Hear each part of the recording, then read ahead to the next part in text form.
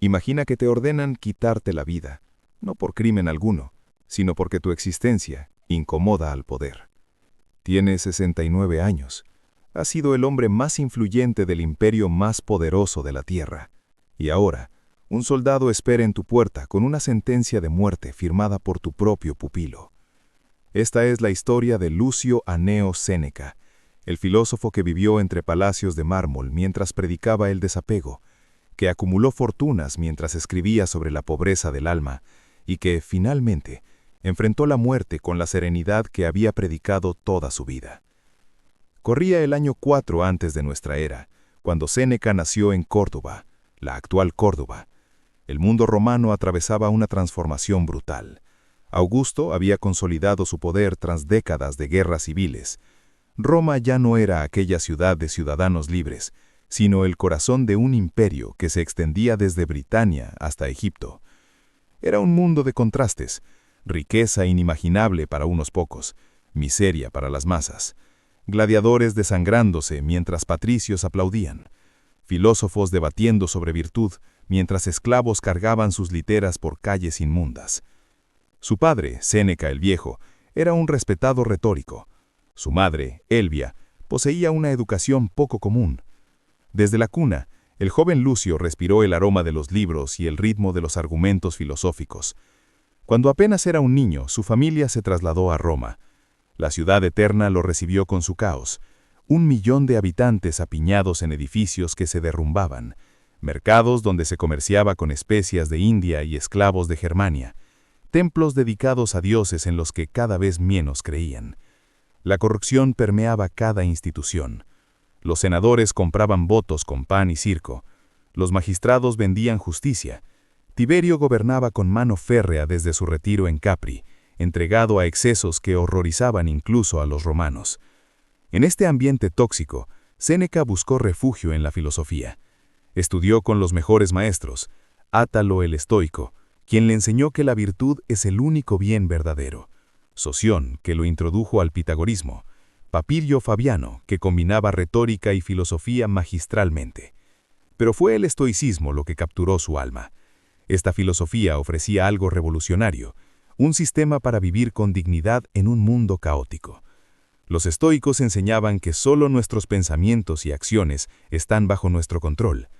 Todo lo demás, la riqueza, el poder, la salud, incluso la vida misma, son indiferentes. Lo que importa es la virtud, vivir de acuerdo con la razón, aceptar lo que no podemos cambiar, actuar con justicia en lo que sí podemos controlar.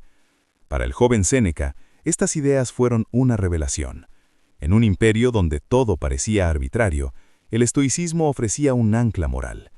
Pero la filosofía no lo apartó del mundo. Séneca entró en la vida pública con ambición. Se convirtió en abogado, luego en cuestor, iniciando la carrera política romana. Su elocuencia era legendaria. Pronto se hizo notar en el Senado. Aquí está la primera contradicción.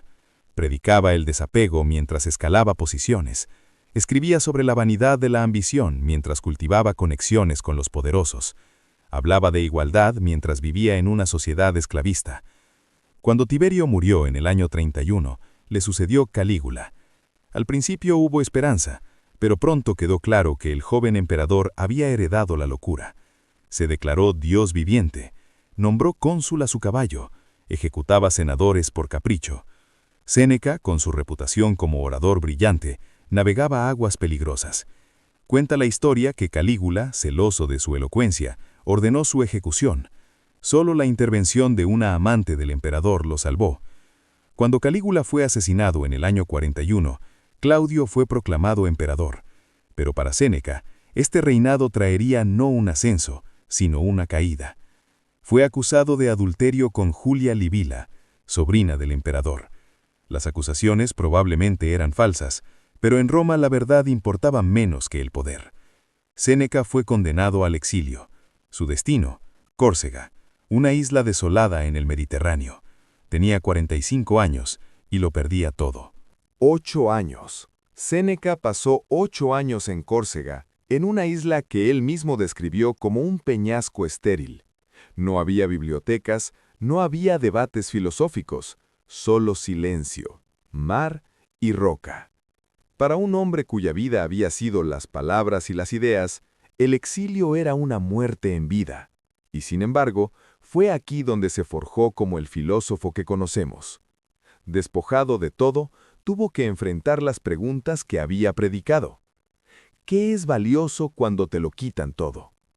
¿Cómo mantener la serenidad cuando el destino te golpea? Durante esos años, escribió Consolaciones filosóficas, cartas desesperadas pidiendo clemencia. Los estoicos más puros critican estas cartas como prueba de que no vivía su filosofía, pero muestran algo más humano. Un hombre imperfecto luchando por aplicar sus principios en las circunstancias más adversas. El año 48 trajo un giro dramático. Mesalina, quien había orquestado su exilio, fue ejecutada. Claudio se casó con Agripina la menor, su propia sobrina. Agripina era ambiciosa e inteligente. Tenía un hijo, Lucio Domicio, quien sería conocido como Nerón. Agripina tenía un plan: que su hijo se convirtiera en emperador.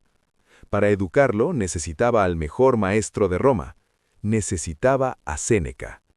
En el año 49 fue llamado de regreso. Agripina intercedió por él. Fue nombrado pretor y designado tutor de Nerón, que entonces tenía 12 años. Era un regreso milagroso, pero también una apuesta peligrosa. Los próximos años lo vieron en el centro del poder. Se convirtió en maestro, consejero y prácticamente padre de Nerón. Le enseñó retórica, filosofía, historia. Intentó inculcarle principios estoicos de autocontrol y justicia. En el año 54, Claudio murió súbitamente tras comer hongos. Los rumores de envenenamiento circularon inmediatamente. Nerón fue proclamado emperador a los 17 años. Séneca, junto con Burro, se convirtió en el poder detrás del trono. Los primeros 5 años son conocidos como el Quinquenio de Oro. Bajo su guía, Nerón gobernó con moderación. Se redujeron impuestos, se mejoraron las leyes, se respetó al Senado. Parecía que el sueño del rey filósofo se había hecho realidad. Pero las semillas de la tragedia estaban plantadas. Nerón era artista, no gobernante. Prefería la música y el teatro a las responsabilidades administrativas. Era sensible, vanidoso, necesitado de aprobación, y estaba atrapado entre 2 mujeres, su madre Agripina, que esperaba gobernar a través de él, y su esposa Octavia, a quien no amaba. Agripina era insoportable. Asistía a reuniones del Senado, firmaba decretos, recordaba constantemente a Nerón que ella lo había hecho emperador. Séneca intentaba mediar, pero estaba en una posición imposible. Mientras tanto, las acusaciones contra él crecían. Aquí estaba el filósofo del desapego viviendo en una villa magnífica, el hombre que escribía que todos son iguales manteniendo esclavos, quien aconsejaba moderación mientras acumulaba una fortuna de 300 millones de sestercios. Se rumoreaba que había prestado dinero a usura en Britania, provocando rebeliones. Sus críticos preguntaban, ¿era un hipócrita o alguien atrapado entre ideales y realidades? Si tienes un momento, reflexiona. ¿Es posible vivir en el mundo sin ensuciarse? ¿Podemos cambiar un sistema corrupto sin ser parte de él? Déjame en los comentarios qué piensas sobre Séneca.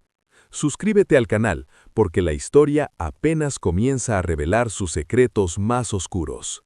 El año 59 marcó el punto de no retorno. Nerón, harto de su madre, tomó una decisión que horrorizaría incluso a los romanos. Ordenó el asesinato de Agripina. Primero intentaron ahogarla en un barco diseñado para hundirse, pero sobrevivió. Entonces envió soldados. Agripina ofreció su vientre a las espadas, el vientre que había dado a luz al emperador. La mataron sin piedad. Roma quedó en shock. El matricidio era el crimen más atroz imaginable. Nerón necesitaba justificarse ante el Senado y recurrió a Séneca. Séneca escribió el discurso defendiendo el matricidio como autodefensa. Es uno de los momentos más vergonzosos de su carrera. El filósofo que había escrito sobre clemencia prestaba su brillantez para justificar el asesinato de una madre. Algunos dicen que no tuvo opción. Otros lo condenan. Hay líneas que no se deben cruzar. Después del matricidio, Nerón cambió. Se entregó a sus pasiones artísticas, escandalizando a la aristocracia. Se divorció de Octavia y la hizo ejecutar. Las ejecuciones se volvieron arbitrarias. Cualquiera con demasiada riqueza o talento se convertía en amenaza. Roma vivía bajo un régimen de terror elegante. Séneca intentó retirarse. En el año 62 pidió permiso para retirarse. Ofreció devolver su fortuna. Nerón se negó. Necesitaba a Séneca como máscara de respetabilidad. En privado la relación se había deteriorado. Nerón resentía a Séneca. Odiaba ser sermoneado. Odiaba que sus mejores discursos vinieran de otro. Séneca se retiró de facto, pasando tiempo en sus villas, escribiendo. Es en estos últimos años donde produjo su obra más profunda, las Cartas a Lucilio.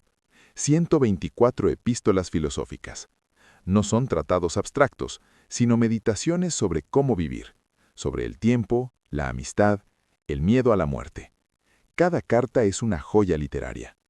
También escribió sus tratados más importantes, sobre la providencia, sobre la ira, sobre la tranquilidad del alma y, crucialmente, sobre la clemencia, argumentando que la clemencia es la virtud suprema del gobernante. Nerón había leído ese tratado. Quizás Séneca se preguntaba si recordaba alguna palabra, porque mientras escribía sobre virtud, Nerón descendía en paranoia. En el año 64, un gran incendio devastó Roma. Los rumores corrieron. Nerón lo había ordenado. Nerón culpó a los cristianos y comenzaron persecuciones brutales. Su autoridad se erosionaba. Entre la aristocracia se gestaba una conspiración. La conspiración de Pisón reunió a docenas de conspiradores, senadores, ecuestres, oficiales pretorianos. Planeaban asesinar a Nerón y proclamar a Pisón emperador. Pero alguien habló. En la primavera del 65 fue descubierta. Nerón reaccionó con furia. Arrestos masivos, torturas, ejecuciones.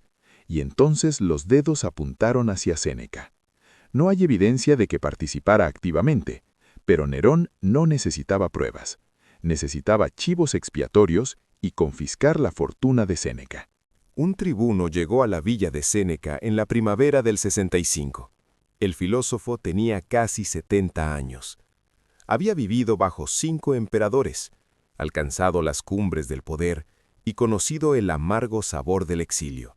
Había escrito miles de páginas sobre cómo enfrentar la adversidad, sobre cómo prepararse para la muerte, sobre cómo mantener la serenidad ante lo inevitable.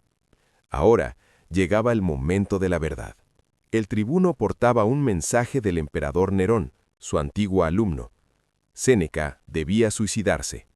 Recibió la noticia con la calma que había predicado durante décadas.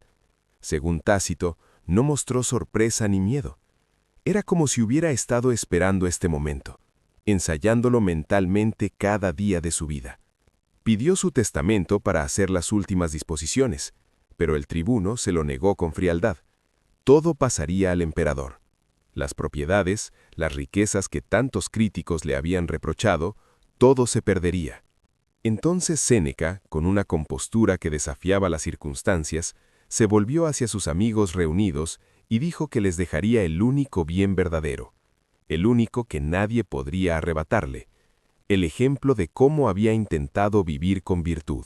Su esposa Paulina, que lo había acompañado en los años dorados y en los oscuros, declaró que moriría con él. No había súplicas que la disuadieran. Se abrieron las venas juntos, en un acto de devoción que conmovió incluso a los soldados presentes. Pero el cuerpo envejecido de Séneca, debilitado por años de enfermedad y abstinencia, no sangraba suficientemente.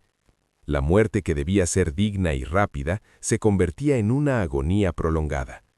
La sangre fluía lentamente. Las horas pasaban.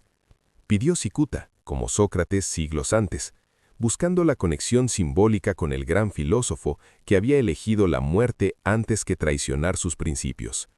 Pero ni siquiera el veneno funcionó en su cuerpo exhausto. Finalmente, lo llevaron a un baño de vapor, donde, después de horas de sufrimiento que contrastan dolorosamente con la muerte serena que había imaginado en sus escritos, Séneca murió asfixiado por el calor y el vapor. Nerón, mientras tanto, conmovido por el gesto de Paulina o temiendo la reacción pública ante su muerte, ordenó que la salvaran. Le vendaron las heridas a tiempo. Ella sobreviviría, aunque su piel conservaría para siempre la palidez de quien había estado tan cerca de la muerte. Viviría años más, guardando el recuerdo de ese último día. Mientras los emperadores caían uno tras otro, las obras de Séneca permanecieron. Nerón se suicidaría apenas 3 años después, perseguido por sus propios crímenes. La dinastía Julio-Claudia colapsaría. Roma ardería y se reconstruiría. Los bárbaros cruzarían las fronteras. El imperio que parecía eterno se desmoronaría como castillo de arena ante la marea del tiempo. Pero los tratados de Séneca sobrevivieron el colapso del mundo romano. Fueron copiados meticulosamente por monjes medievales en scriptoriums fríos y silenciosos, estudiados por humanistas del Renacimiento que buscaban sabiduría en los textos antiguos, leídos por pensadores como Montaigne en su Torre y Rousseau en su Inquietud. Nelson Mandela lo leyó en la prisión de Robben Island, encontrando fuerza en palabras escritas en otro confinamiento 2000 años antes.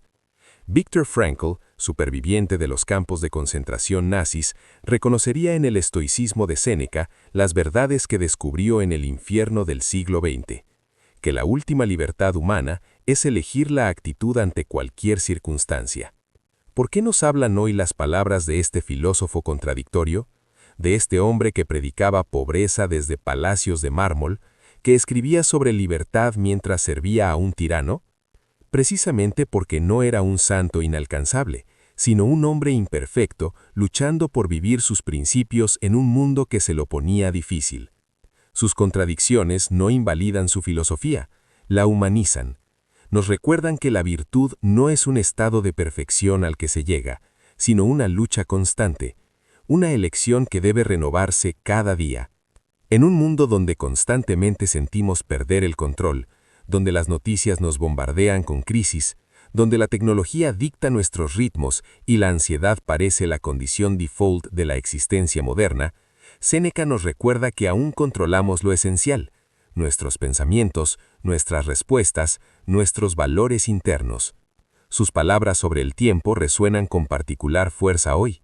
No es que tengamos poco tiempo, sino que perdemos mucho de él. En una era de scrolling infinito y notificaciones constantes, donde medimos nuestro día en bloques de reuniones de Zoom y sesiones de bench-watching, Séneca nos confronta con la pregunta incómoda: ¿estamos viviendo nuestras vidas o simplemente dejando que transcurran? Su preparación mental para la adversidad, lo que él llamaba premeditación malorum, visualizar anticipadamente las dificultades para restarles poder, es una herramienta que la psicología moderna ha redescubierto bajo nombres como inoculación de estrés o visualización negativa.